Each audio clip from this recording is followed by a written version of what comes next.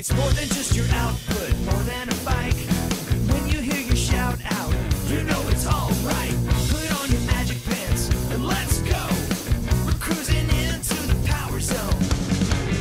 Clip in, set yourself free. Come on and take a ride with me. You know what you need to know and what's it all about. Everything you need, it's on the Clip Out.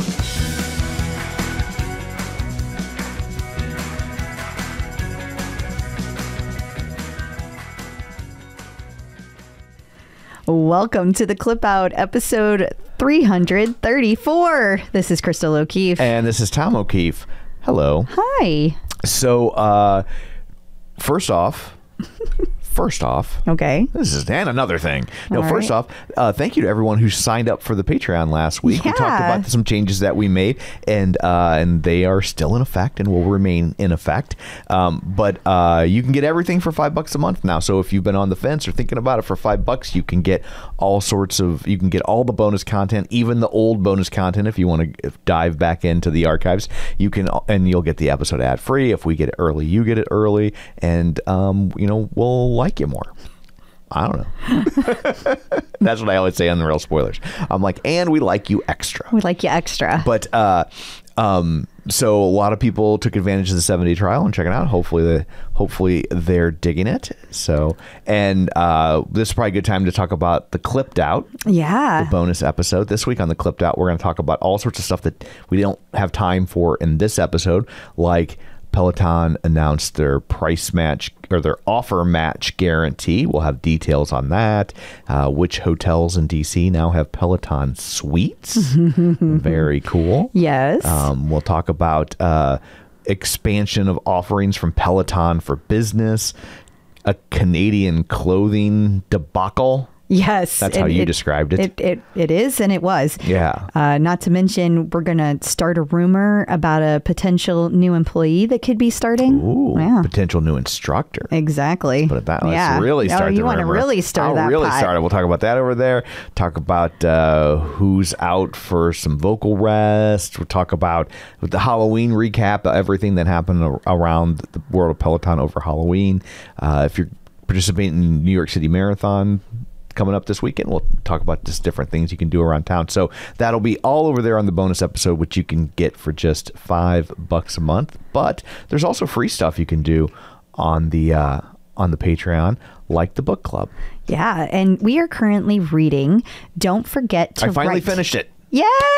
It took me 2 more weeks than you did, and I started like a week earlier. Without ruining any of the plot, did you like it? Yes or no? Yeah, overall, it's not a book I would normally read if left to my own devices. I get that. But yes. And we are going to do a deep dive on this particular book on November 14th at 7 p.m. Central Time. And we are so lucky Sarah Goodman Confino, the author, is going to join us and have the discussion with us, which I am super excited about. And if you want to be part of that, all you got to do is go over to patreon.com/theclipout and click join community. Yep. And it's not too late to read it because it's a really nice, it's a very easy read. It's a breezy read. I like, not to be dismissive. Not it at seems all. very like a beach read kind of a book. Like not that it's not well written. Yeah. It just means that it's not something you have to like wade through every paragraph and think about what the last paragraph meant. Yeah. There's not footnotes and No footnotes. No footnotes. I probably am not going to read a book with a lot of footnotes. Going to be honest. See, I do sometimes. I know you do. And I love that. And I love when you give me the synopsis, but I'm not going to read it. When I'm like, here's the takeaway. Yeah. Like you were telling me this morning about your aging book that you were now reading. A book about how your attitude affects aging. And I have a shitty one, so I'm going to die soon. Yes. So I will be a widower. But there are footnotes in that book. So. See, it's out. But anyway, so yeah, swing on by patreon.com/theclipout. You can sign up. It's absolutely free if you want to take part in that. And so we hopefully will see you. So what, pray tell, do you have in store for people this week? Well, let's see. We're going to start with our earnings call recap because, that happened. But here's the thing. We're recording it tomorrow because the call happens tomorrow. So who knows what kind of mood we'll be in during that. Right. So it could be totally different.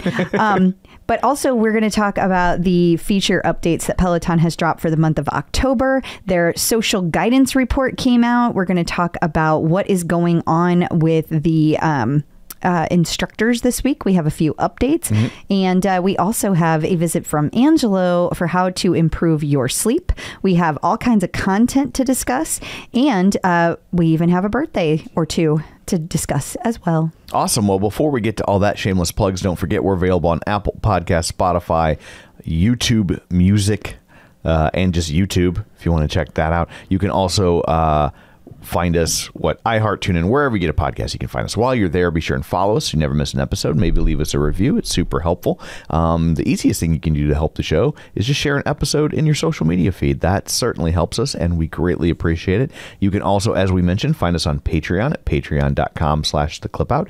If you want to support the show a little extra, that is also greatly appreciated. You can find us on Facebook if you want to stay up to date on Peloton breaking news throughout the week. You can find us at facebook.com/theclipout. While you're there, like the page, join the group, and of course, don't forget our newsletter that you can sign up for at theclipout.com. So that's it for all that. Let's dig in, shall we? We shall. Peloton stock ticker. So we just got done listening to the earnings call, and by we, of course, I mean Crystal. I was going to say, we? What? What? I had a doctor's appointment. Thank you very much. Yeah. It's not like you listen when you don't have a doctor's appointment. That does not change the fact that I had a doctor's appointment. Okay. So this time you can't yell at me for not listening. All right. So what did I not listen to? Okay, well, let's see. To start with, if you read the shareholders letter thingy, you already know that there were, of course, losses again. And that's like the bottom line losses. And they expected that, so that's nothing new.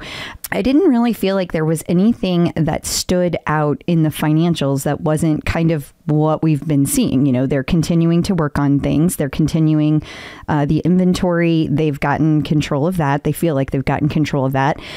They're getting ready for the holiday season, so that's going to look a little different this next quarter, but they're still being super conservative with that. Right. And of course, they have all these new partnerships in place, which some of them we're seeing some information coming back in, some of them are not. Notable to me during the call was that Liz Coddington mentioned that they are already seeing a benefit from the Lulu partnership. As a matter of fact, she said $10 million that they already know they're getting for quarter two. That's revenue that's coming in. That's not nothing. That's not nothing indeed. But you also have to ask yourself, like, how sustainable is that long term, right? Like, you're going to get that initial influx of people that are like, I want a Peloton Lululemon leggings, but are they going to buy them month after month? See, you're only looking at the apparel side of things. Don't forget, this is about the mirror side of things, because if they use the essentials package over on Mirror, which just started yesterday on November 1st, right? They get access to thousands of Peloton classes. That's 13 million subscribers.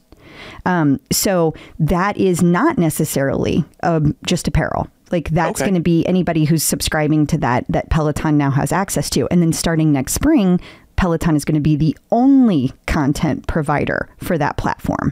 So I think that actually is a very good thing. And I think it's a long term. Now, of course, apparel is part of it. I don't mean to say that it isn't. I just think that probably $10 million is not apparel.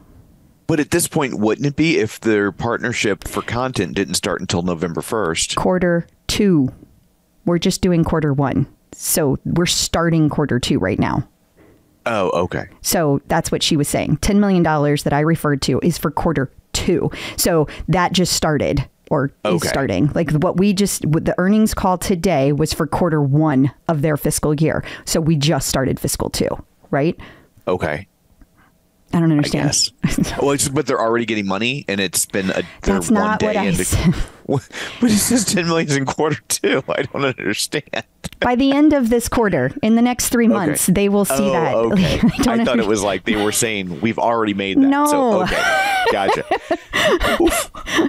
Okay, well, we're going to need a lot longer than 15 minutes if you don't work with me here. But as you pointed out, apparel is part of it. And Barry did say that when they did their big event in Chicago, they drove a lot of traffic to the Lululemon store in Chicago. And there has been a lot of apparel purchased through Peloton. So they were very happy about that. And they said that will continue to evolve as we go forward. If you listen to our bonus episode, or if you do listen to our bonus episode, we will talk about what happened in Canada. That's going to be something that they will need to work on going forward. They did not allude to anything like that on the earnings call. Way too in the weeds, I'm sure. For sure.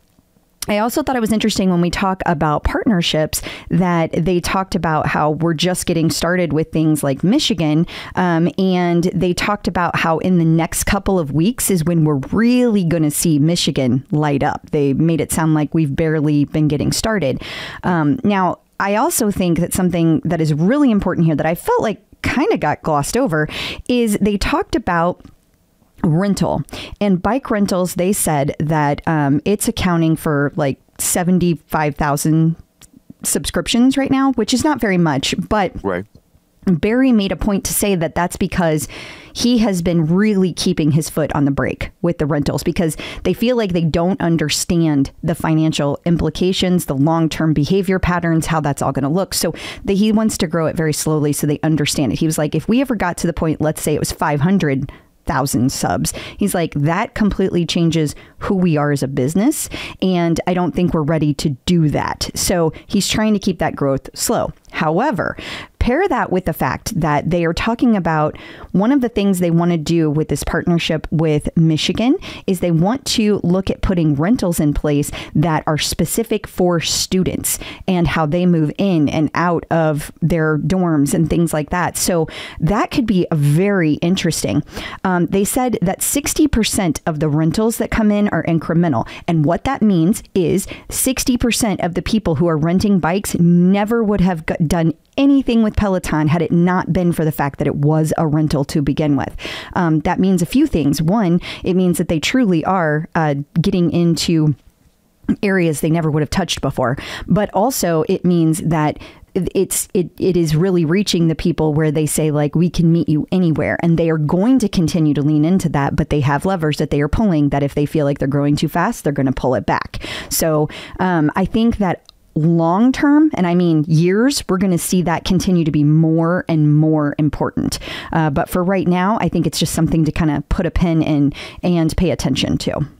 Do they have any insight as to why they think people are renting? Do they think that it's people that like aren't sure they want to commit? Is it people who have just need it for the summer?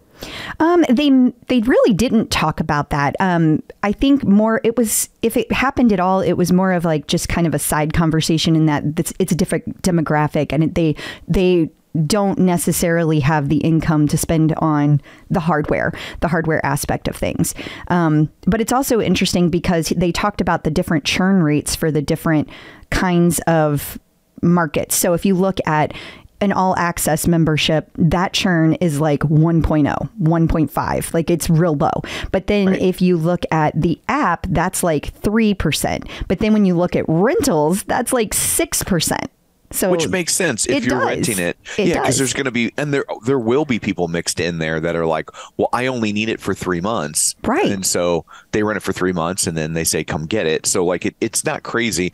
I also don't think it's crazy that the app has a higher churn rate because you're not tethered to anything, right? If you bought a piece of equipment, you either are still making that payment for years because it's bundled into your financing for a lot of people, or like there's just a guilt lever about giving it up. Like unless you sell the bike, you feel kind of weird having a bike and not having a membership, where an app membership, you can drop in and out at any time. You know, another thing that I thought was interesting about the different pieces of equipment versus the app, this was just kind of apropos of nothing, but they were talking about, somebody asked the question, like, how many people have more than one piece of equipment?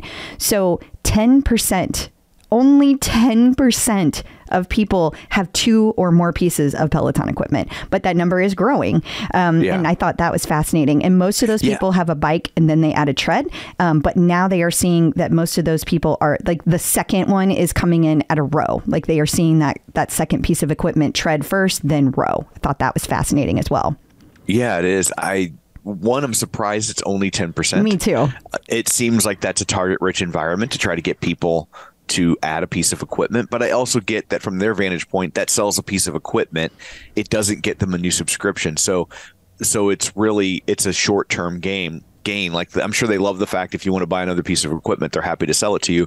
But it's also not a dollar that's probably worth chasing for them. Yeah, especially since they're so focused on getting more people on the app. That's really their focus right now. Yeah, I thought that was super interesting. I also think it makes sense that people would opt for a row over a tread, just because I feel like for most people, like if they're a runner, that it seems to be that's what they do, and they don't really tend to mess with anything else. Or from an equipment standpoint, maybe they do weights, but so it's not shocking that if you're a bike owner, you don't pivot to a tread as likely as maybe you pivot to a rower. Yeah, no, I think that's absolutely true. And plus, like we've talked about a million times, and I think it's kind of your point, people who run don't necessarily need a tread to run. A lot of them run outside. Mm-hmm. So, For sure. and there's just not the same thought process for a lot of runners. They're very used to it just being, they run on their own. They run on whatever they run on. I have shoes. That's plenty. Mm-hmm, yeah, exactly. So that was also interesting. Along that, they just kind of had this really quick little thing that they said in the letter that somebody asked kind of a follow-up question to. One of the engagement things that came up in the shareholders letter is that people are taking longer classes on the platform. Finally, like, I mean, okay, so I think that a long time ago, Peloton swung in the direction of, okay, everybody wants 20-minute classes. Boom, boom, boom. They were really, really doubling down on that. But this year, for the first time ever, they've at least alluded to the fact that they saw a huge increase in longer classes and increased engagement from people on the platform. So they're spending more time on the platform. And he was asked why, and Barry said that he thought it was some progress in personalization, and also that it's great content execution and the preferences of members. He's like, if we're programming well, then they're going to be taking longer classes because they are choosing to, but also because we are giving them more and making it easier for them to find, which I thought was fascinating. I have another theory. Go for it. So they're bringing in people that maybe are new to fitness or haven't worked out in a while, and they're starting to mature. Right. They needed, all they could really stomach at the beginning was 20-minute classes, and now that they've been doing it for a year and a half, it's hitting critical mass where like 20 minutes just isn't enough anymore for them to either see gains or maintain. And so you have a certain percentage that are starting to gravitate towards longer classes. I think that's very interesting. Yeah. I just see it myself with tonal. Like in the beginning, I was like, anything over 30 minutes, I was like, eat a dick. And now if I'm not down there for 45 minutes, I feel like I wasted my time. Yeah. Yeah, no, that's totally true. Absolutely. And I think for people who have had their Pelotons for a long time, we're like, well, duh, we've felt that way the whole time. But as to your point, if all these new people are coming on board and they're new, then they have to kind of go through that life cycle as well. And we all know there was that huge influx during the pandemic. So maybe now we're finally kind of normalizing to a new normal.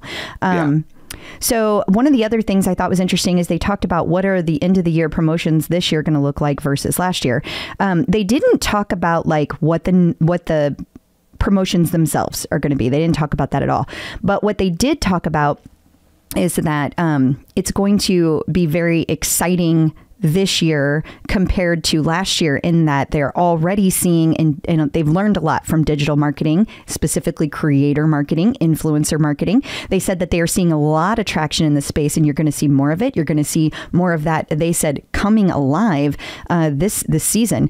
They also thought that it was really good timing that all of these partnerships are hitting critical mass at the same time. Like it's all going to come together. So they seem very happy with how that's all coming up. By the way, I thought it was interesting that for the first time ever, they had somebody outside of financials coming in. So this time on the meeting, they had Leslie Burland, who is the CMO of marketing. I thought that was fascinating. And Barry said that they will be from time to time bringing in other senior leadership in future calls. Thought that was interesting as well. And so one of the other things that I was pretty excited about was they talked about fitness as a service. So whether or not that is going to extend to things like maybe the tread, because now they're relaunching the tread. No. Barry says, and I thought this was just interesting because it's what I've said for a long time. No, because the tread is a lot more complex to install. So no. And he said maybe the row, but it's very early in the row's life cycle. They still have a lot to learn there, so they don't want to do anything. Also, they have their hands full with fitness as a service already, especially in Germany. He said that their rental in Germany is already blowing their numbers that they expected out of the water, like just completely killing it. So that's exciting too. And they said that when they started the new app tiers, that they had 1 million downloads that hit on the free tier right away. But they felt that they did not do a good enough job leading people to all of their content on that free tier because they did not turn into conversions. So they switched their strategy to be on the paid, and then they find it fascinating that more people are going to the $24.99 than the $12.99. I don't think that's fascinating because, as we've talked about before, get yourself a guide and you have access to everything. So not very shocking to me. That is the best deal over the $12.99. But okay, but if that were true, then you'd think they would be talking about how many guides they're selling. That is true also, and they are not. So, yeah. But it's still a better deal, even if you know. For sure. That $12.99 one is so throttled. Like, I mean, it just is. Like, it's just an excuse to say it starts at $12.99. Yeah, right? they were hoping to give people enough of a taste that they'd be excited to stick around. Right. But they did say that they are really penetrating a lot of new demographics. They said a lot of men, Gen Z plus, and others.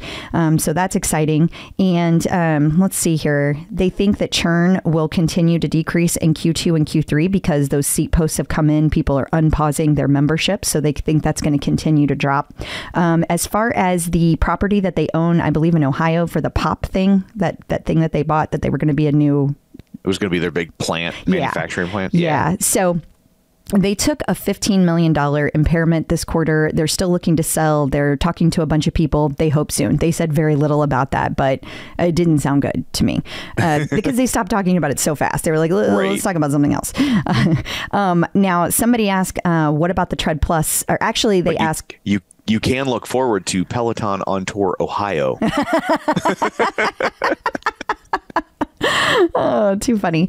Somebody asked, like, what are the big things that you see coming? And one of the things that somebody specifically asked was about Tread Plus. What about the opportunity? And is it going to be cost limiting given the macro economy? In other words, the world sucks right now. So you guys are putting this out there for $6,000. How do you think that's going to go?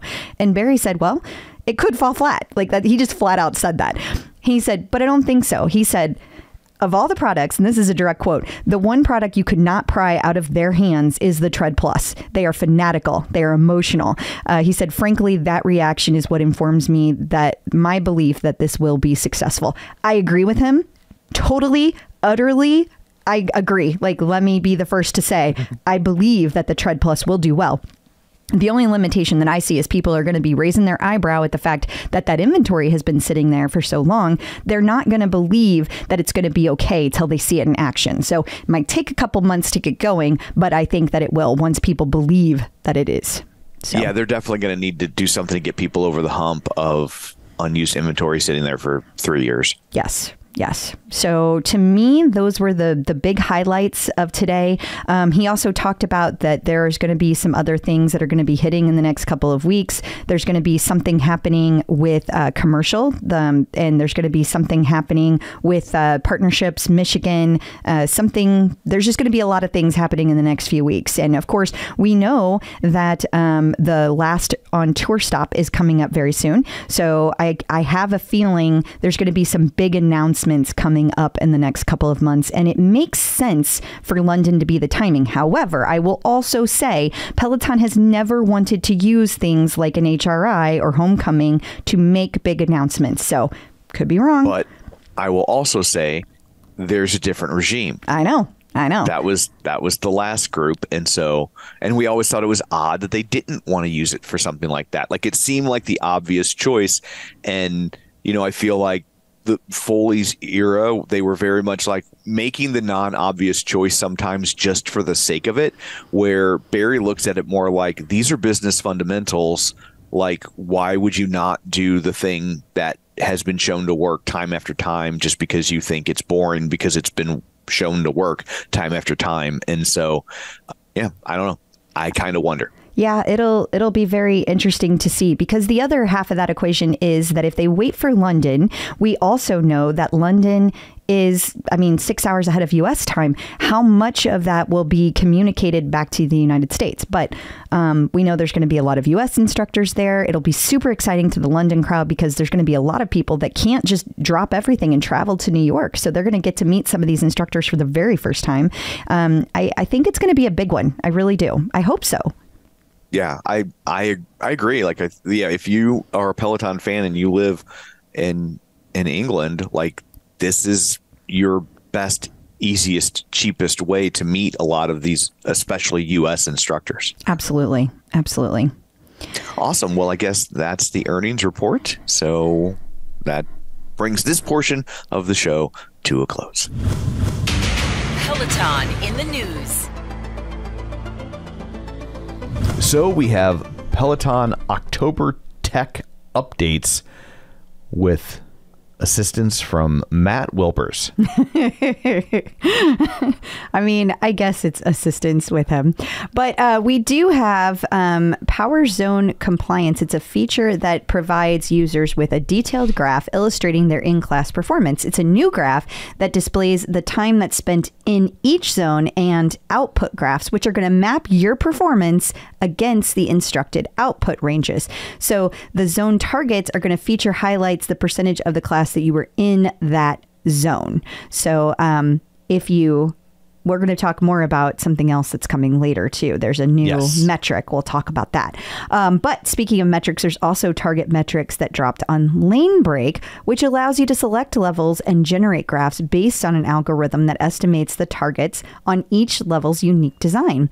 Peloton designed this update to help users set specific targets and track their progress. So that's a different way to use Lane Break. Instead of just using it kind of like to have fun, this is going to be something like, I want to see if I'm having fun, but also getting fitter from class to class. So if you like fun, but not too much. You want to dial back that fun. Yes.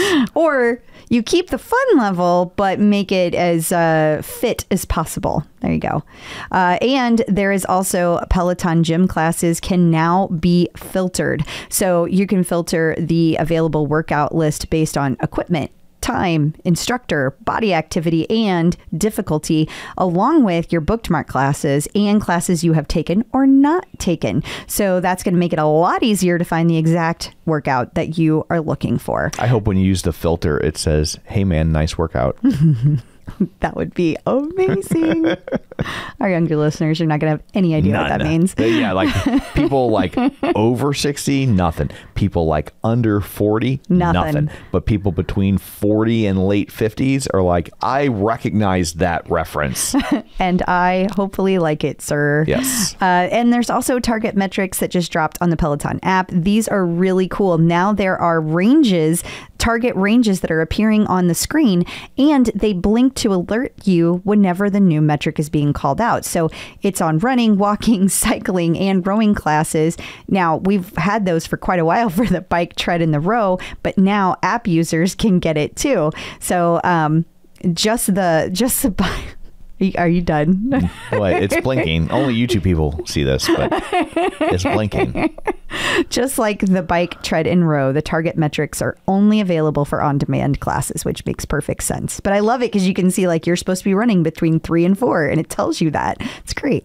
Peloton has released their environmental social guidance report. Can we just linger on this artwork for just a second? Okay. So one of our new writers, our new helper bees, Jenn made this, and I'm just in love with the bright colors. Yeah. She made this? Yes. I thought this was like something that they slapped on there and we just she made it. Well, look at that. Yeah. Look how talented our that's really good. Our people are. Yeah. So no, that art was worth lingering on. Thank you. Because my first thought, honestly, was like, this sounds really boring. So, doesn't look boring thanks to the artwork. And there you go. But like, what and is I this? said Jenn Dunn. It's Jenn Dane. What is wrong with me? I'm so sorry. She's like, I'm Dane with you. It's the brain injury. I could still use that. It's only been 6 months. Is that how that works? What's the expiration of that one? I don't think there is one. Oh. I'm going to be honest. As long as I am forgetting weird shit, I'm going to talk about it. Okay. I don't care because sometimes it makes me really upset.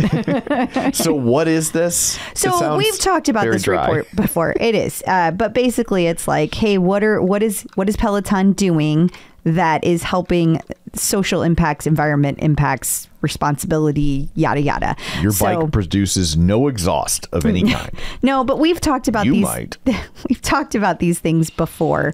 And it's basically not a lot is going to change from year to year, but it is telling us this is a highlight of what happened. So in other words, when they do those, when they give money to certain groups during certain times, that is an example of social impact that they are doing, right? Gotcha. If they give money to a certain group that is helping the environment, that is another thing. They're looking to have fitness meet sustainability and inclusivity. And so some of the things that they're doing, like the refurbished program, the rental program, that's huge for sustainability, right? Sure. They're not just throwing dead bikes in landfills. Exactly. Right. And of course, having their content that is going to be accessible beyond just the bike, beyond just the tread, that's all inclusiveness. So there's a lot of things going on there that they are having impacts with. And you can scroll down and we can get more specific about those. But let's see. Well, they're looking for younger people. We already knew that. Yeah. Social justice. Well, we're not. I don't think we should even get into social justice implications, to be honest. Like, people will just yell at us. Yeah. But I don't. I think it's the initiatives they've been doing. I don't think there's anything new. One talks about global pay equity. Yes. Like people getting paid fairly. And hopefully that's not new. Hopefully that's not a hot take for you. If it is, go ahead and yell at us because you're a dick.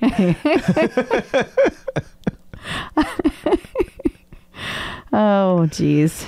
So anyway, that's all there. And coming up later in the episode, Angelo will have tips for how to sleep better. One of them is reading this report. So there was an article this week on Bloomberg about the rise of importance of Latino marketing. And it says, Bad Bunny shows advertisers the power of Spanglish, and Peloton popped up in there. Yeah.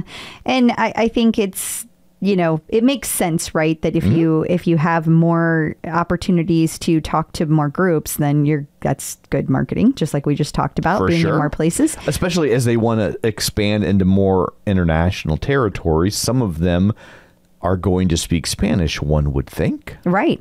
And so my understanding of Spanglish is that it is literally a combination of English and Spanish. And so I think that one way that you see that in the rides and runs that our instructors do is they are mostly in one language or the other, but they kind of flip sometimes. Yeah. You might hear in an English class also have a few Spanish words. You also might have a Spanish class that has a few English words.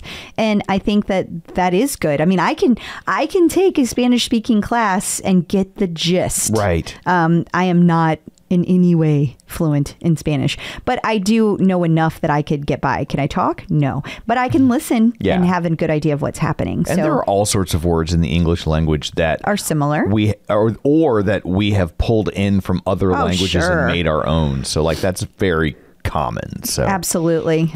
Also coming up this week, Peloton is hosting a shakeout run with New York Roadrunners. Yes. Which I don't think we mentioned in the opening of the show. Oh my God, we didn't. Our huge interview. Yeah, huge interview with CEO of the New York Road Runners Association, Rob Simmelkjaer. And he is joining us this week to talk all about this weekend. It's super exciting. Yeah. I was super Star Trek to be able to meet him. And he's going to talk about the Peloton partnership that they have. You're going to hear how it started. You're going to hear what to expect. Lots of fun little things in there. Absolutely. So, but anyway, back to this particular article. This is one of those things. Yeah, in fact, when we were interviewing him, he was like, "I'm leaving to go do this," wasn't he? Or he said I was getting ready to do it. He was preparing for the actual event. Like they had to get things together for it. Yes, he does. It was this weekend, obviously, because it's all this weekend. Right. So yeah, November 2nd, and it's going to have some of the Peloton instructors there: Bex Gentry, Susie Chan, Mariana Fernandez, Logan Aldridge, Jeffrey McEachern, and Rad Lopez. They're going to have a welcome, and there's going to be a 5-minute warm up, and then you're going to do a shakeout run, and you get to do it right in Central Park. And so that's pretty darn exciting. There's lots of these shakeout runs all across New York, which is part of what we are going to talk about over in the bonus episode. And coming up after this, we're going to have instructors in the news. We're going to tell you all about where Jenn, Sherman, and Maddie Maggiacomo are going to be if you want to see them in real life. So stick around.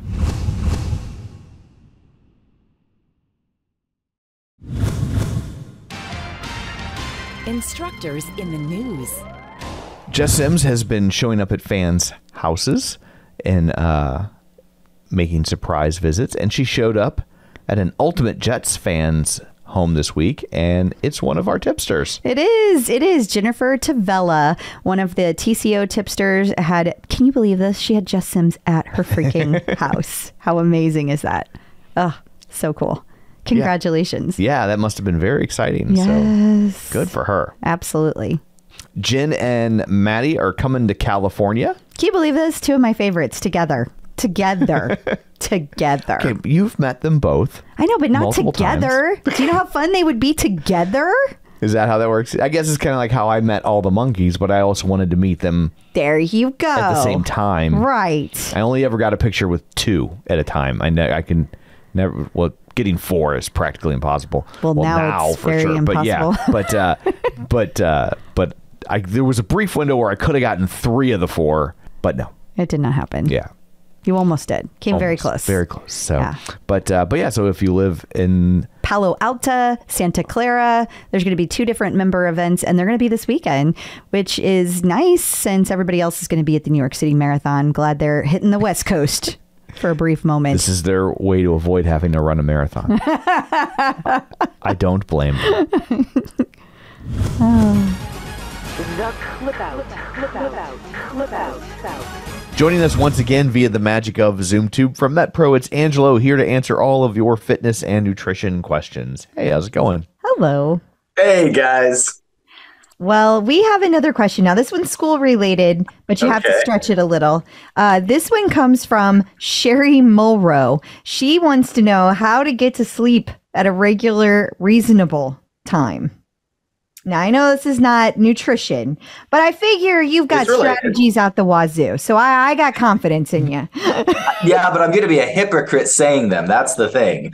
So here's what I need to, because I'm an infamous insomniac. So here's what I need to work on. So I'll just talk about all the things I need to do better. And Sherry, that's exactly what you should try. So a regular bedtime. All the experts, all the research shows when you condition, it's just like you wake up in the morning and boing, your eyes are open at 8 o'clock or 6:30 or whatever time you're conditioned to. Your body will do the same thing for when you go to sleep, if you go to sleep at the same time. So if you can condition yourself, that's a huge thing. Second thing, and here's what I'm guilty as charged: no devices, no electronics right before bed. Actually read a book that you turn the pages. All the research has shown that those electronics, the computer, the TV are stimulating. And it is true. You will likely fall asleep quicker. It won't feel quicker because you'll be so bored, but you will fall asleep quicker. I thought I'd get a chuckle out of Tom for that. Yeah.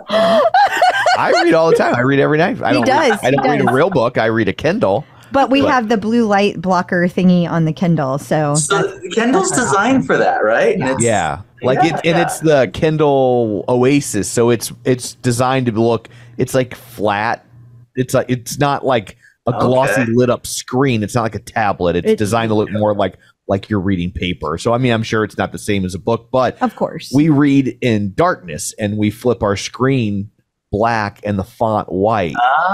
There you go. So we'll read in complete darkness. Or like if I'm having trouble sleeping, normally if I'm having trouble sleeping, it's because I either have something at work that like is on a loop in my head that I can't stop, or I'm fighting with my ex-wife.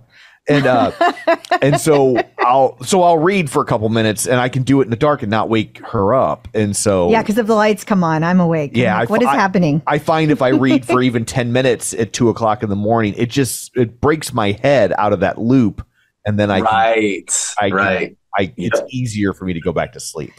Yes. So here's another recommendation, Sherry, and maybe not what you're expecting. I'm sure you've heard this at some point. Exercise. Not at 10:00 at night, but if you exercise that day, and triple if you exercised vigorously, that just does wonders for your central nervous system and your body's ability to fall asleep and stay asleep at night when you're in a habit of exercising, especially with some intensity. So if you're not already in the habit of that, that's going to help across multiple, we talk a lot about exercise around these parts, don't we? Yeah. So about 90 minutes a week here. Yeah. So a regular exercise routine will do wonders for your sleep schedule. And then finally, your nutrition. If you're having caffeine, if you're having sugar at night, if you're eating junk food at night, if you're having alcohol at night, that one's probably the most infamous. It'll make you feel a little drowsy right after you drink, but then what happens is you wake up in the middle of the night and can't get back to sleep. So quality foods, clean foods, eat a balanced dinner, and you're going to find you're going to sleep a lot better. If you were working with us at MetPro, we would be getting you into a minimum of eating 4 or 5 times a day. And that's not that complicated. It's just 3 balanced meals and then some specifically selected snacks. Why? Because when your blood sugar is stable throughout the day, that's going to result in a host of positive biological changes in your system. And one of those positive outcomes is better sleep patterns. And so that's something that you can try as well. Some people try and go too long without eating in the evening. And so if you're hungry or there's nothing in your stomach, sometimes, not everybody, everyone's body's a little different when it comes to this, that can sometimes break sleep. So at least eating something light in the early evening is good. Eating a really heavy meal in the early evening is not so good. That will not necessarily help your sleep. It might put you to sleep, but then you wake up in the middle of the night with a bellyache. So don't do that. It's so fascinating because I have one of those Whoop trackers, that I wear. And if when we go on our Disney cruise, when I eat badly, like the next day, my recovery is always like it's red. It's bad. Yeah. It's like 10 to 12% recovered. And it's just like, woof. And that much of a difference can occur just because you ate sugar before you went to bed and heavy food. Imagine her recovery rate when she got hit by a car. It was bad. Yeah. It was real bad. They were like, I don't recommend that. Yes, our advice is stop getting hit by cars. Yeah. Come on, Crystal, cut it out. Why would you do that? Well, if people would like this information tailor-made for them, and here's free one, don't get hit by a car. Yeah, there you go. But if they would like... Thanks for clearing that up, Tom. Yes, if they would like... I just don't want to hide that one behind a paywall. Oh, yeah, that's fair. But but if they would like stuff like this tailor-made for themselves and their lifestyle, where can they find you? Metpro.co/TCO. Wonderful. Thank you. Thanks, guys. Peloton Artist Collaborations. Another week, another new artist series. This time it features 1989, the album, not the year, Taylor's version Yes. A lot of people are very excited about this. I'm sure she is doing okay for herself. She is. Yeah. Did you know that she was officially called a billionaire this week? Well, good for her. Yeah. I saw the article and it said she's the first person to ever reach billionaire status based solely on their music revenue. Like normally people like they get an initial nest egg from something like music or TV. And then they invest it and it grows. But hers is, I'm sure she's got investments, but I don't know. Maybe she doesn't. She is the investment. She right? is the like, investment, it's like, for sure. Like she's just like, oh, I guess I'll do this and make a ton of money. Like she doesn't need a hedge fund or a 401k. I have to say, I don't think this happened in time to make it into the episode proper. I don't know. Maybe we just I missed sending it to you. But our helper bee, Lindsay, did an amazing article, which she took all of the songs from this album and assigned them to instructors based on the song. Okay. Because you know that line that Taylor Swift has, we have a blank space, I'll write your name. Right. You know, so she did blank space. And so that's the idea. You should definitely check it out over at theclipout.com and find out exactly what instructor we assign to each song, including, yes, Slut. Yeah. Oh. Yeah. Might want to check that out. And yes, Cody is on the cover of that particular article. And yes, it was definitely for the irony because he does not like Taylor Swift. So yeah, that was on purpose, guys. We got it. You know, it's funny with all the Taylor version things that are out there, right? Like she didn't own the rights to her masters, which is the actual physical recordings of her music, so she could do what she wanted. So she went back and re-recorded them all for people that aren't familiar with the story because they were sold and she didn't have any control over them. So she's like, well, I'll just re-record all the albums and I'll tell all my fans to listen to these instead of those. And then they did. I'll kill the streaming value. And she did. It worked. It's amazing. It is. Like, I mean, it's just like, I'm sorry, but that's a baller move. Yeah. And I mean, my favorite band is the Monkees. And like one of my favorite stories is when they said, here's the next song you're going to sing. And they were like, that song's a piece of shit. And they like practically got in a fist fight over not recording it. And then that's when they took over. So like, I love when artists do this sort of stuff, right? Yeah. And, but I saw an article the other day that said, labels now are starting to put in contracts that you can't do this. Well, too late. She already did. Yeah, but they don't want somebody else to do it to them. In all honesty, like they were interviewing a lawyer who didn't want to remain named. I bet.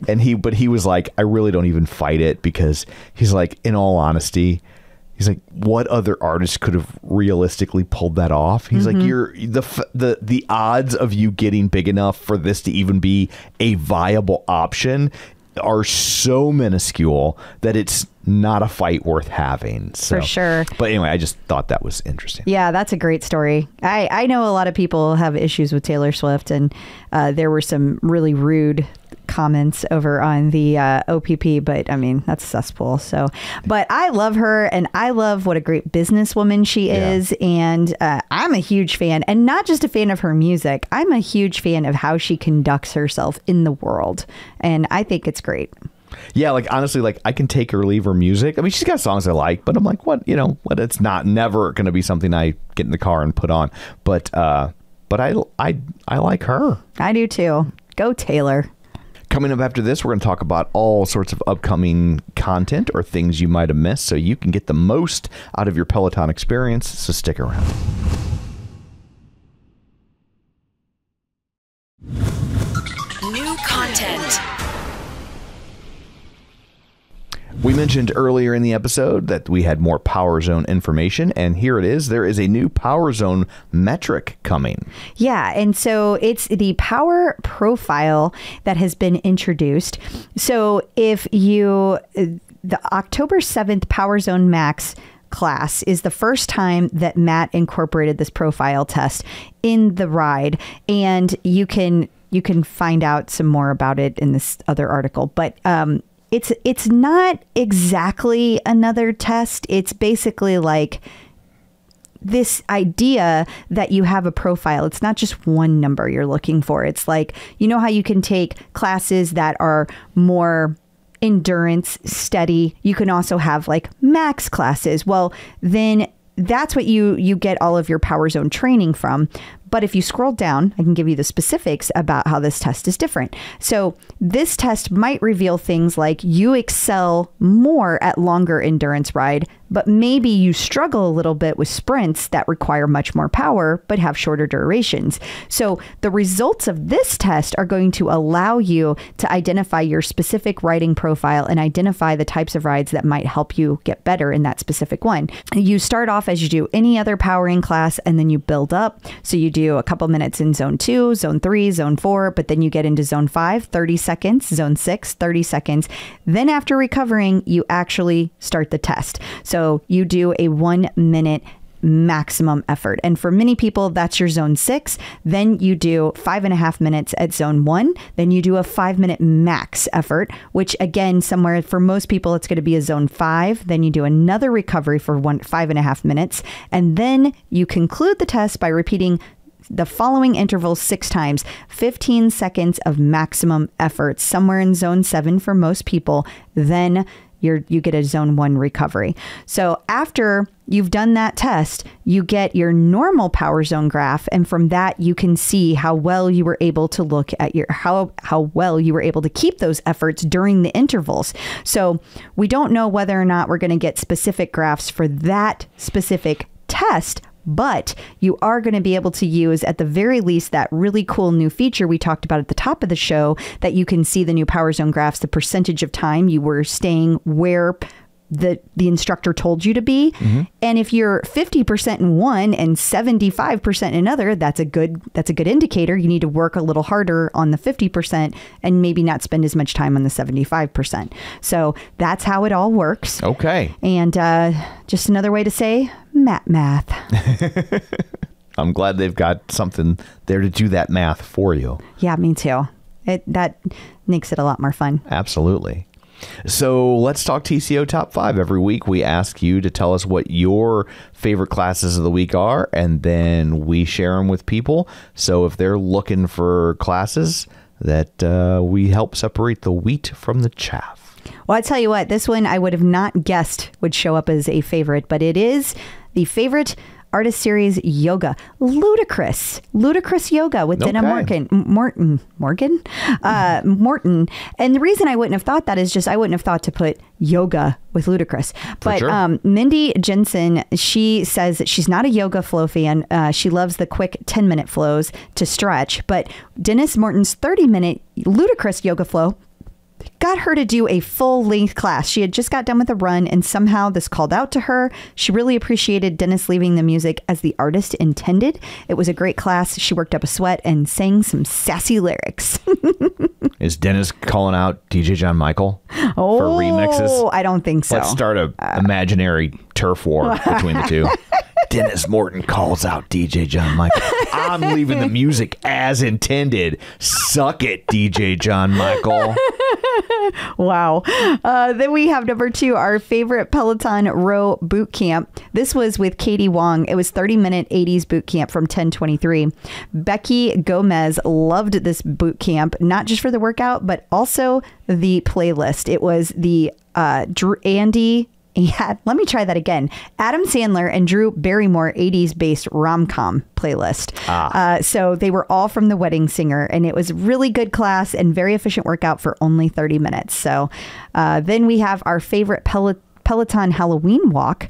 This one was my favorite class of the week. This was with Maddie Maggiacomo, 1029, because that's when all the new Halloween classes came out. I don't know what these other things say. Let me just say this. I loved Maddie's humor. He acted as if he was an alien the entire time. And it was phenomenal. He called out all the other instructors and lots of, not all of the instructors, but like famous people and some of the instructors, and asked, are they alien or human? And then he had a reason for whichever they were. And his costume was something we should all aspire to be. That took hours to put on. It is amazing. There were several people that submitted this. Susan Yang, Dina, Rosas. They both loved it as well. And Susan said that Maddie's costume was out of this world, and it was. But the whole class was so funny. He called himself the non-human biologic Maddie. So it was NHB2, BM2. That's what he called himself. And it was amazing. And he also used great songs. Beastie Boys, Intergalactic, Katy Perry's E.T. Like, it was so good. So good. Must take this week. And if you want to hear more Halloween stuff, we're going to talk about it on this week's Patreon episode. So if you haven't signed up, you have not missed your opportunity. So coming in at number 4. Favorite Peloton hike. This was with Kirsten Ferguson, and this would have been the unstackable for the week if it hadn't have been for Matt Wilpers. But Matt Wilpers took us to a whole new place. So Trish Lalonde, she says that this particular class was a butt kicker. Kirsten's 30-minute hike from October 30th. She did not go below 10% incline for the entire class, and she was up at 10 to 12. Her legs were done. Whew. Okay, and then our unstackable. I think even I know what the unstackable is. It was a 9-hour class. It's like you finally have a class. Like now that you can watch movies on your thing, you can watch Lawrence of Arabia while you take a class. Yes, the funny thing about this was it was recorded, and it was also kind of Matt's birthday ride too.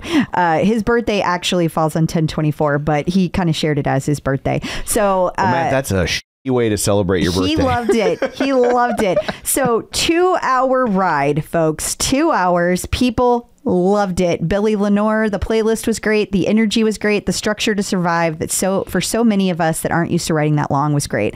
And it helped Billy reinforce mentally that the training he's doing is working. Michael Davern said the first hour flew by. The second hour also flew, but that last 15 minutes were something special. Matt mentioned at the end of the ride, true cyclists sometimes say long rides on a stationary bike are harder than riding outside as you get no downhills. You are pedaling the whole time. So true. And then this is my favorite quote of the week. Elizabeth said it felt like the old days of appointment riding when everyone had to be there.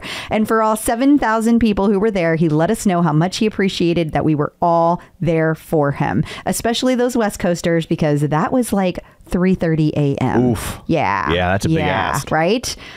So thank you to everyone, as always, that fills up fills out these recommendations each week. If you haven't gotten a chance to take these classes, you absolutely should, especially that unstackable. Let us know what you think. Absolutely.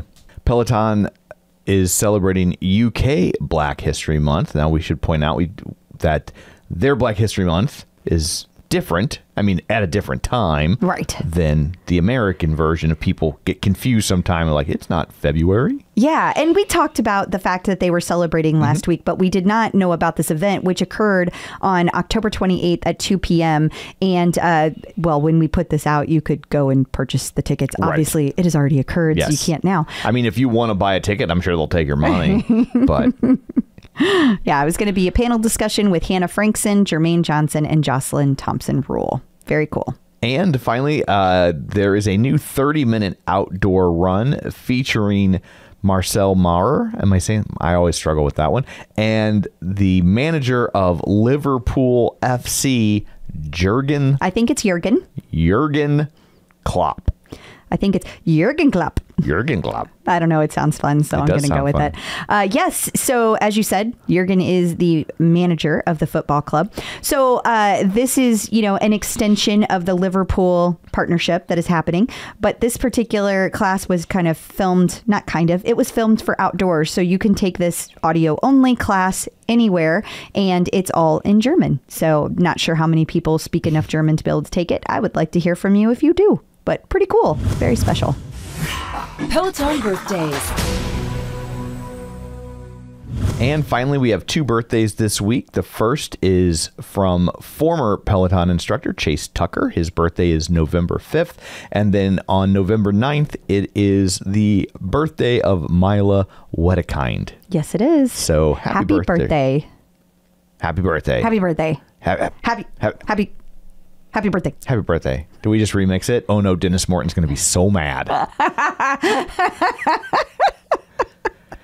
And coming up after this, it's our interview of the week. We're talking to Rob Simmelkjaer from the New York Roadrunners Association. They created, deal with, handle, organize the New York City Marathon, which is coming up this weekend.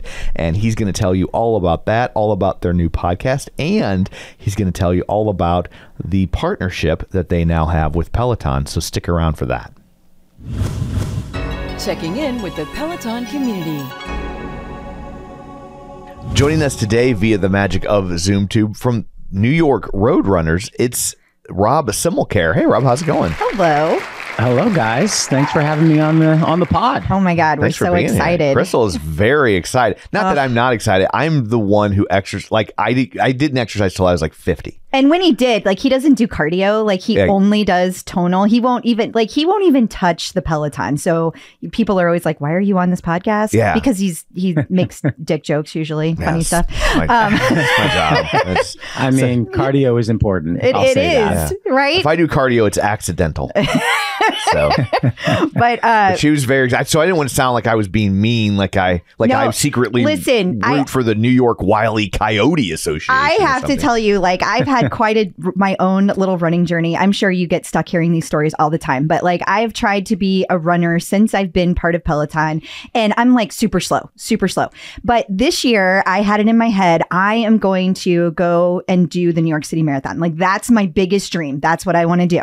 And so I've done a half marathon a couple of times. I had this like bridge in my head. Okay, I'm going to do the Big Sur 21 miler, right? So I'm out there training, I'm doing all the things. And on February 5th, I got hit by a car while training. Yeah. And so that really slowed everything. No. It took her down. Yeah. Whoa. Like punctured lung. Oh my gosh. Concussion. Sorry to hear that. Like whole kit and caboodle. 12 weeks later, I still walked the 21 miles. And so it is, I am back in training, and my goal is to see you on that start line next year. All right. Well, you know what? It's funny. When I get to the start line on November 5th, I'll give a speech. And one of the things I'll talk about is congratulating people for getting to the starting line, because it's hard to get to the starting line. People talk about it's so hard to run a marathon and 26.2 miles. And yeah, of course that's hard. But I think getting to the starting line is the hardest part, to be honest. And things happen along the way. You know, I've run the New York Marathon twice.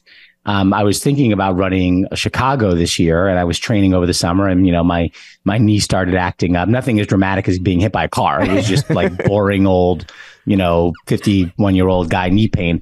But, I didn't make it to the starting line of that one. So it's hard to make it to the starting line. It is. And I'm hopeful. I'm hopeful for next year. So crossing my fingers. Okay. But like, there seems like there's so much exciting stuff happening this specific year at the marathon.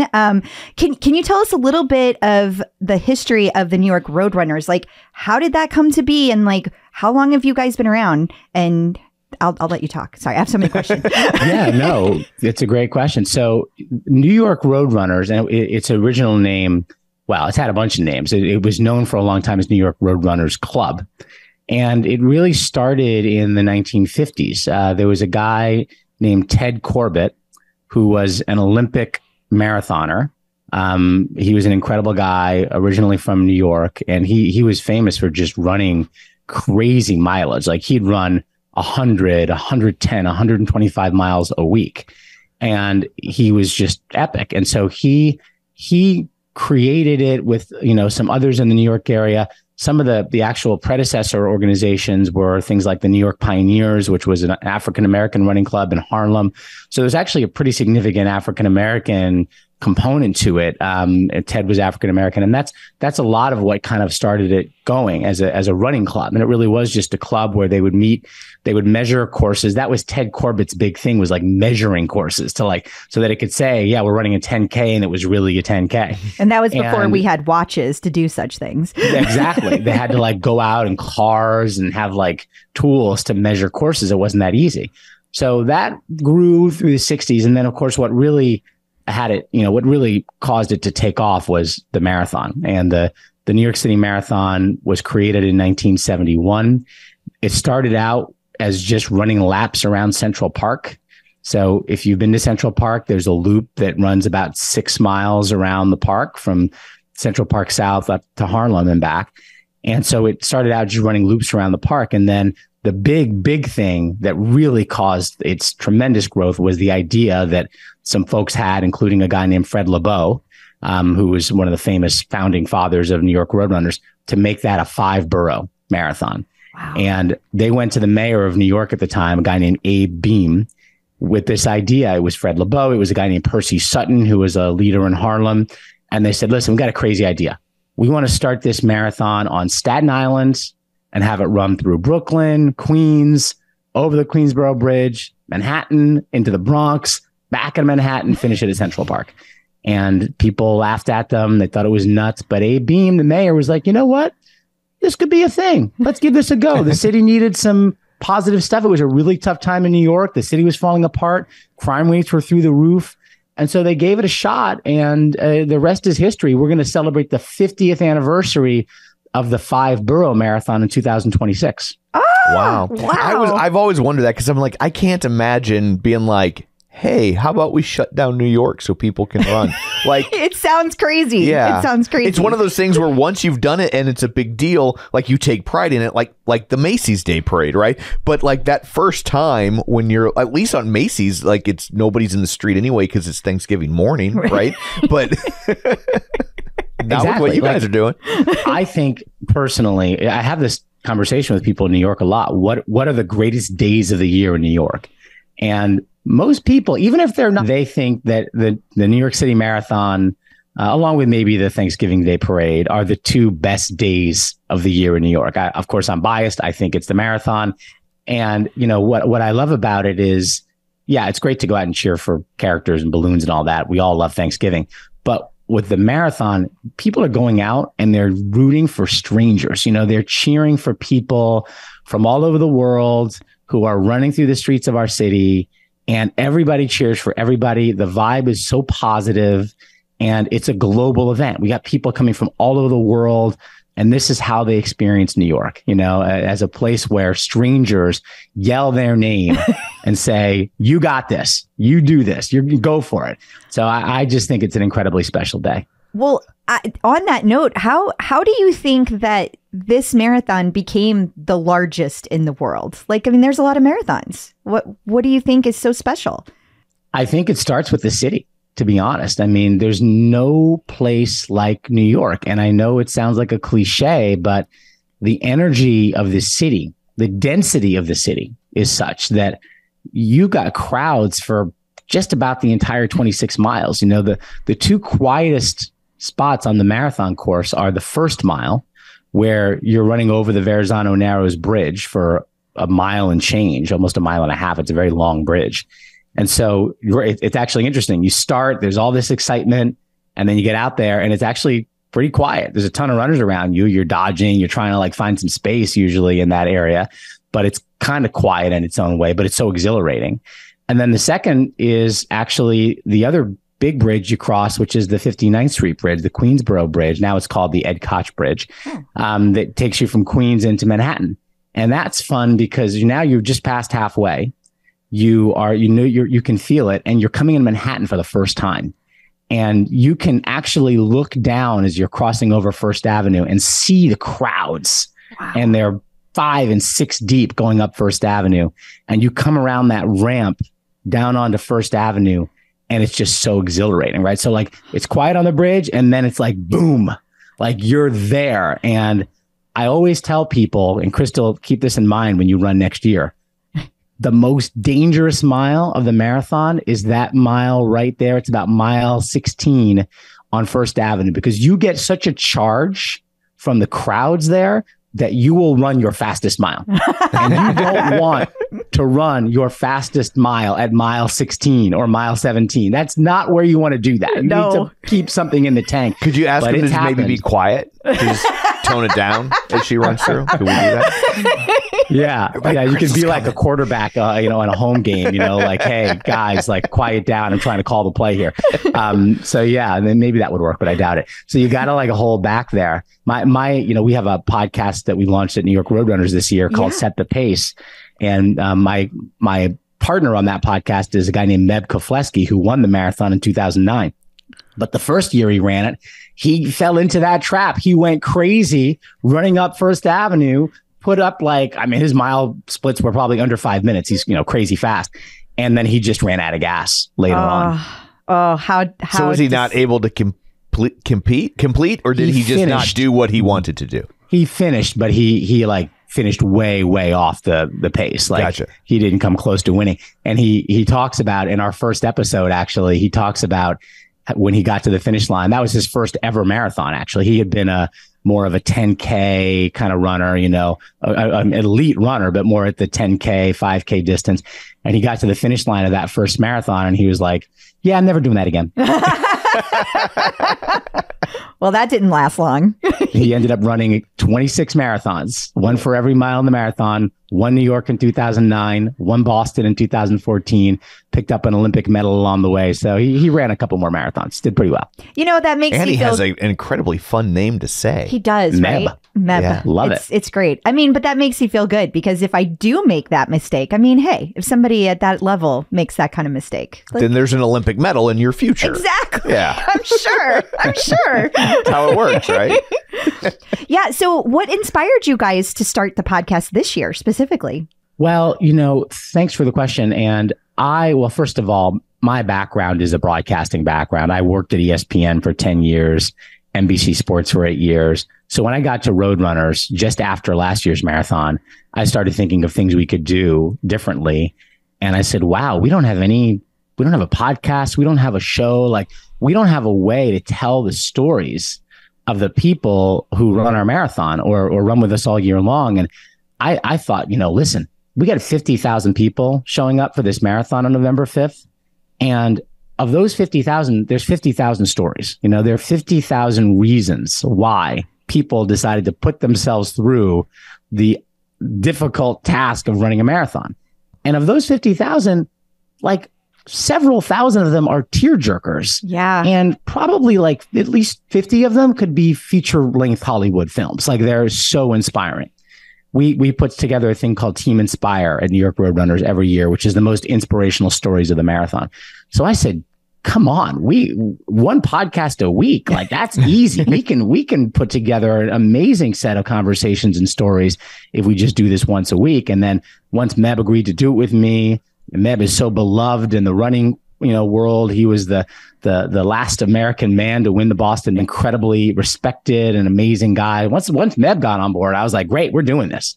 Well, do you guys have any guests coming up that you're especially excited about? Well, we are just about to wrap up the pre-marathon run of shows. And so if you go and download the podcast, Set the Pace, you can listen to all the episodes we've done since about Labor Day when we launched.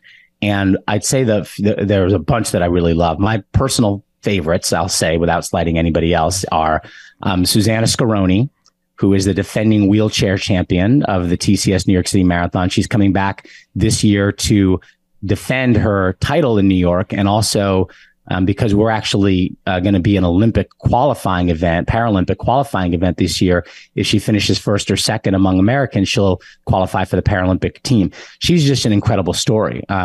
You talked about Crystal getting hit by a car when you were training. Susanna's story about, first of all, what happened to her as a kid, being in a car accident that caused her to be confined to a wheelchair for the rest of her life.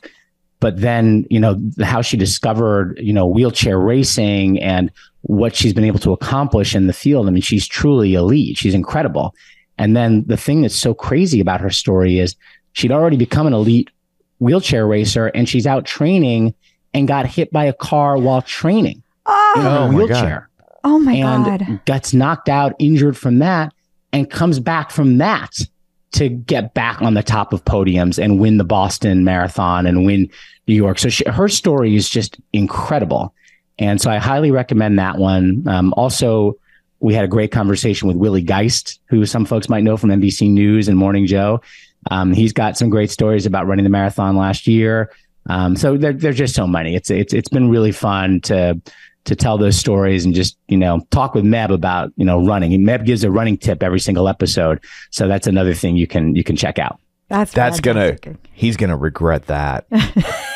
Like, so you have to explain. I have a movie podcast, which is how this all started. I have a movie podcast, and it's called Real Spoilers. Elevator pitch. It's like a book club for movies, but with no Oprah. Every week we discuss movies in a spoiler-rich environment. And so on the first episode, as I thought, oh, it'd be a funny gag. I'll end with a spoiler from another movie, right? Like, 750 episodes later. It's getting tough. It's getting real tough. I see what you mean. I do see what you mean there. Yeah. We hadn't really thought ahead about that. Nobody ever thinks 700 episodes down the line. Maybe we'll just make that a marathon season thing. I like it. I'm just trying to we'll move away. Yeah. Manage expectations from them. Like, that's gonna get hard.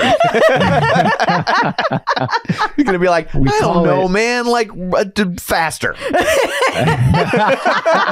Run faster. Yeah. That's today's, we call it the Meb Minute. Right. That's today's Meb Minute. Something's in your way, go around it. I don't know.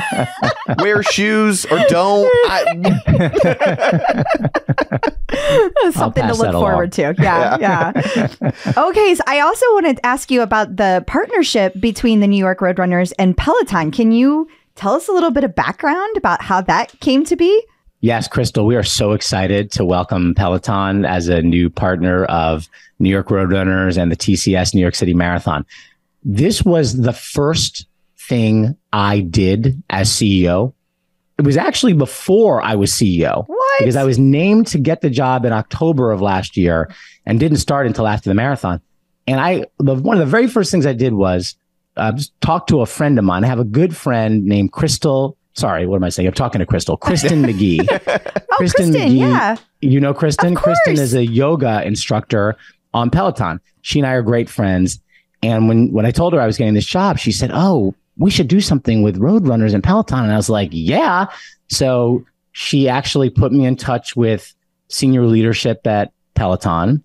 I reached out immediately. I said, let's do something. Now we were, looking at different companies in the category, but we started talking to them, and what's great about them, of course, they've got, great bikes, and they've got great treadmills, and they're going into rowing now. So they've got so many great, things that people can use.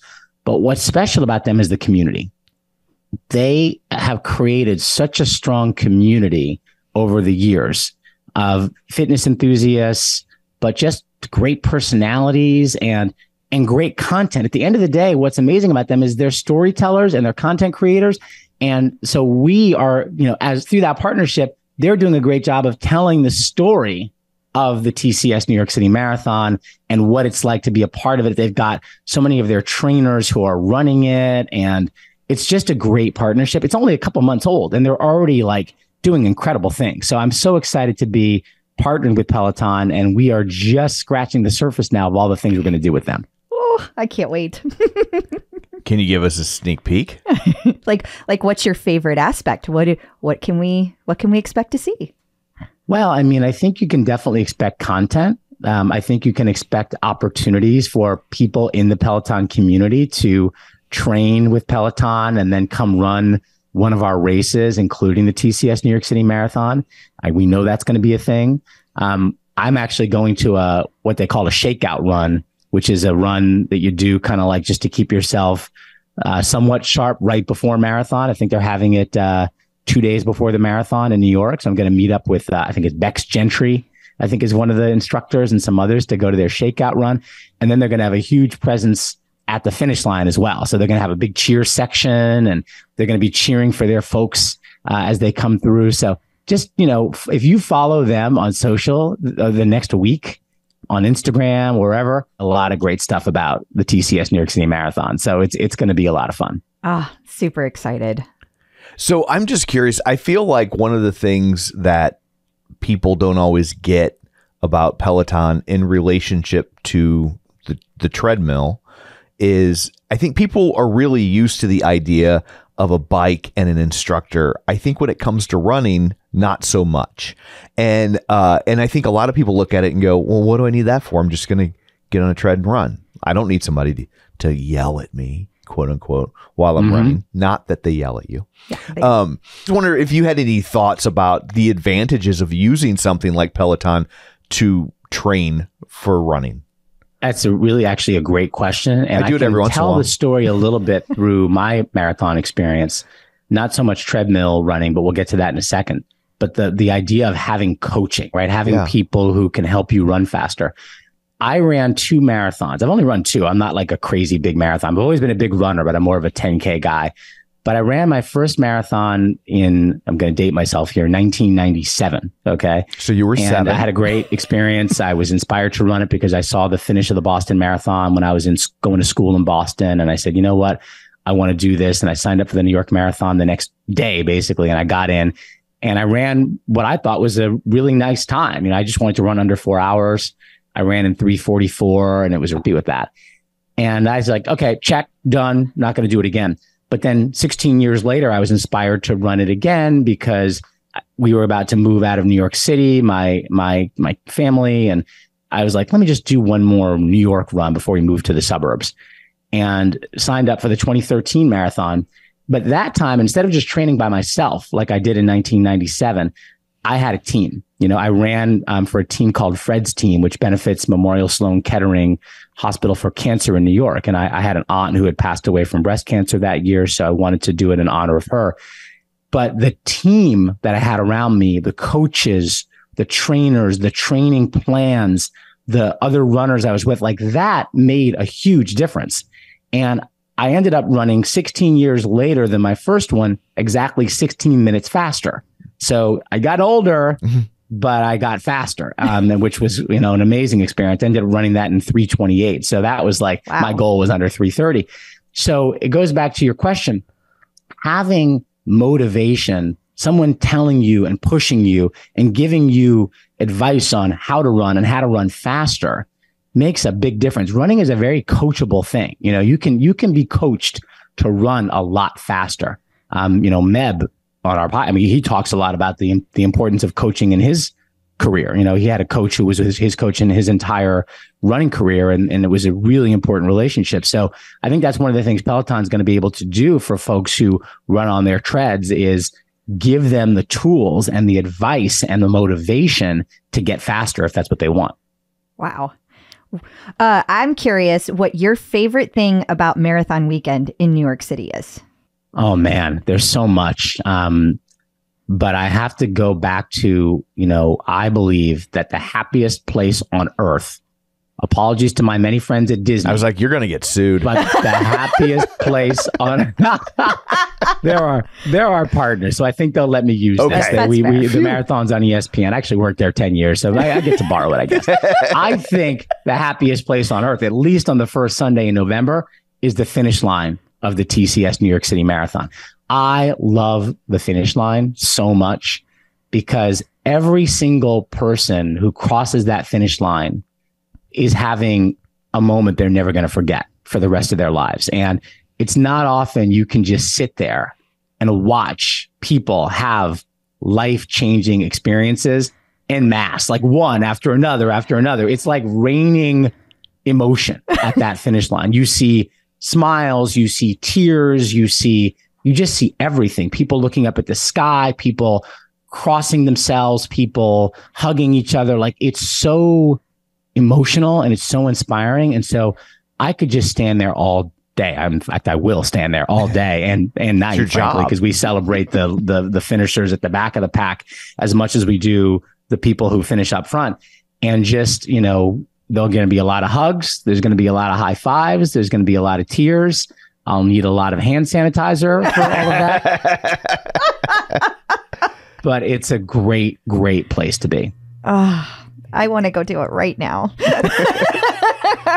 Well, you will probably get hit by a car again. They don't have it closed down. That's true. That's true. I should probably wait till the course is open. Yeah, I'm not a runner. We will save a place for you, Crystal. So just get yourself going. Get yourself moving. Get yourself out there. We can find it. We'll get you in next year. Okay. So for people who have their eye on next year, do you have any advice that because it's too late for this year to give them advice. You couldn't start if you haven't started by now, you're screwed. But it is too late for the most part. There are some people who just run 3, 4, 5 marathons a year who are Those always in people are marathon okay. shape. Yeah. Well, them okay. That's not okay. All things are relative, I guess. Well, there are people who could literally roll out of bed and run a marathon, but there aren't too many of those. Right. For most people, you're looking at, especially if it's your first one, you're looking at 4 or 5 months of training to get ready. And I think really it comes down to being in a regular routine of running. You know, if you've got a goal set to run one in a year, okay, you don't have to start training now, that's for sure. But like getting into the habit of running a few times a week would be good, right? Just to start building up the muscle memory and a little bit of mileage would be great. And then, you know, we have a program in New York called 9+1.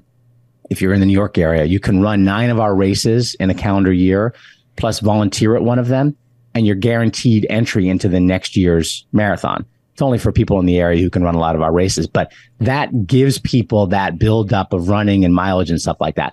If you're not in New York, you can actually sign up for our virtual races. We have a bunch of virtual races. You can go to NYRR.org or also go to Strava. We've got a whole thing on Strava where you can sign up for virtual races, 5Ks, 10Ks, half marathons, and you can actually start to build up mileage that way too.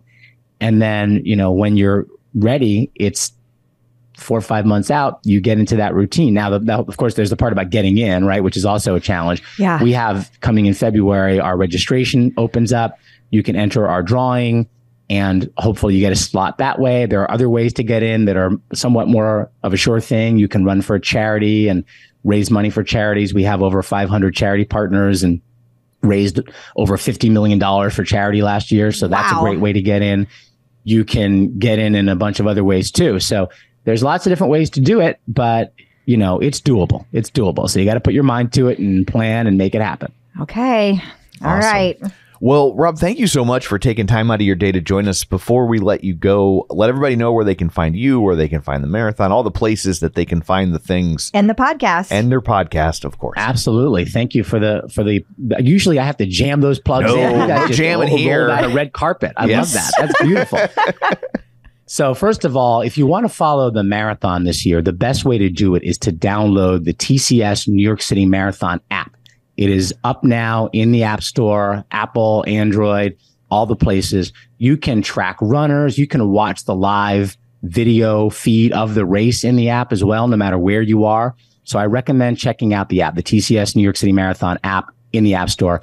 And then the podcast, again, it's called Set the Pace. You can find it on Apple Podcasts, on Spotify, all the great places. You can find me on Instagram. I'm RT Simmel.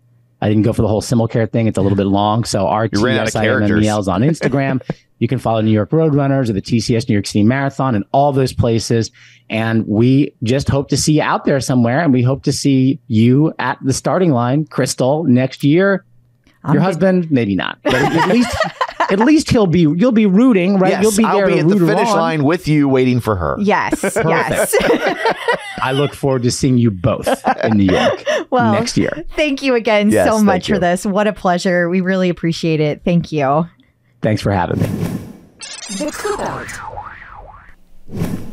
So I guess that brings this episode to a close. Until next week, where can people find you? People can find me on Facebook at facebook.com/Crystal D. O'Keefe. They can find me on all social media and the Peloton leaderboard at ClipOutCrystal. And you can find me on Twitter at Roger Kubert or on Facebook at facebook.com/Tom O'Keefe. You can find the show online at facebook.com/The Clip Out. And of course, don't forget our Patreon, where for $5 a month, you get all sorts of bonus content and you get them ad free. And if we get them early, you get them early. So that's it for this one. Thanks for tuning in. And until next time, keep pedaling and running and rowing.